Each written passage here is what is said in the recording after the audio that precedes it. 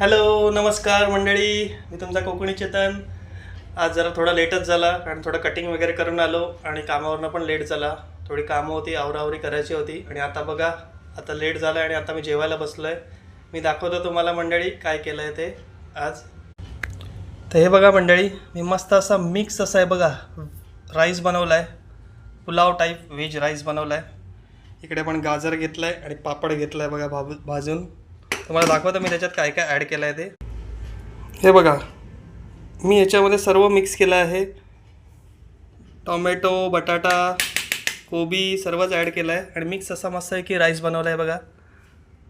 इकडे मस्त असं बीट पण घातलं आहे, बीट गाजर पूर्ण मिक्स असा राईस बनवला आहे. आता मी बघतो टेस्ट करून.